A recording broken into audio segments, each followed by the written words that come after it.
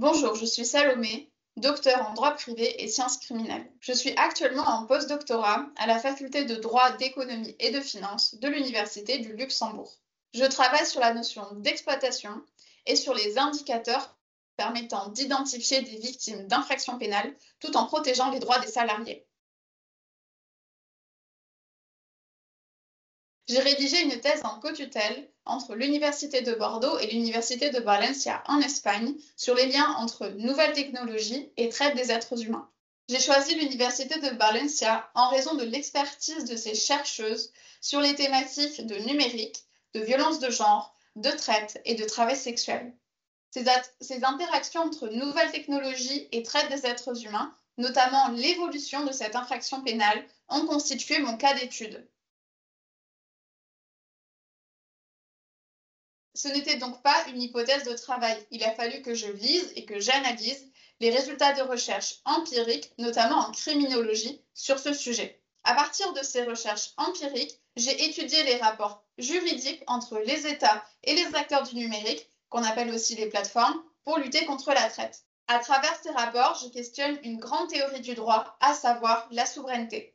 Je suis chercheuse en droit, donc j'analyse les textes juridiques et les décisions de justice, mais cette approche empirique a nécessité que je travaille toujours sous la coupole de l'interdisciplinarité. Déjà, j'ai dû me mouvoir entre les droits nationaux et le droit européen. Ensuite, j'ai abordé principalement le droit pénal, la procédure pénale et cette catégorie mal définie qu'on appelle le droit du numérique. Par exemple, les pouvoirs d'enquête de la police, comme l'interception de communication ou une demande d'information à une plateforme, sont du ressort du droit national.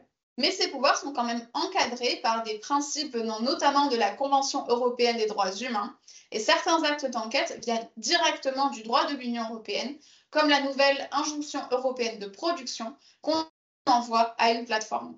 Mais ces pouvoirs sont encadrés par des principes venant notamment de la Convention européenne des droits humains, et certains actes viennent directement du droit de l'Union européenne, comme l'injonction européenne de production qui est envoyée à une plateforme. Un autre exemple, on a une définition de la traite des êtres humains qui vient de l'Union européenne, mais on a encore des différences nationales. Dans certains pays, comme la France, il faut prouver un moyen coercitif, comme la fraude ou la violence, face à une victime majeure pour prouver l'infraction. Dans d'autres pays, comme en Belgique ou en France, cet élément n'existe pas. Mon approche interdisciplinaire ne s'arrête pas là. Mon approche est principalement instrumentale. J'avais besoin des autres sciences pour bien comprendre mon objet d'étude.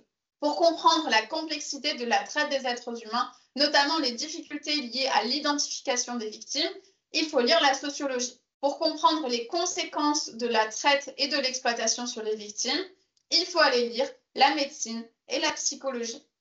Pour une approche critique du droit qui permet la surveillance de certaines populations tout en évinçant certaines victimes de traite, les études féministes et queer sont plus que nécessaires. Pourtant, en France, l'analyse critique du droit est une discipline embryonnaire qui est encore peu prise en compte, alors que l'approche par le genre et l'intersectionnalité est une quasi-obligation durant les études de doctorat en Espagne.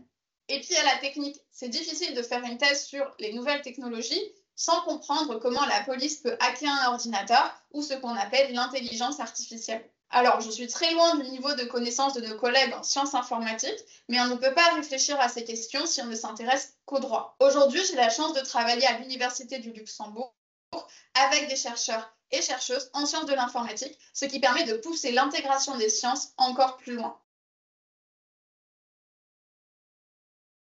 Pour finir, je souhaiterais vous donner un exemple concret des rapports entre État et plateforme pour lutter contre la traite. Il y a quelques années, la plateforme Viva Street a été poursuivie en France pour publier des annonces de services sexuels au motif que cela faciliterait la traite des êtres humains aux fins d'exploitation sexuelle. Malgré l'absence de décision de justice et de condamnation, la plateforme a fermé la section dédiée sur son site français. Cependant, cette section est toujours active sur son site belge, pays où la prostitution est légale. Entre-temps, il faut comprendre que la plateforme est basée au Royaume-Uni. Or, le Royaume-Uni a quitté l'Union européenne, ce qui complique la coopération pénale avec des pays de l'Union, notamment pour obtenir des données en tant que preuve.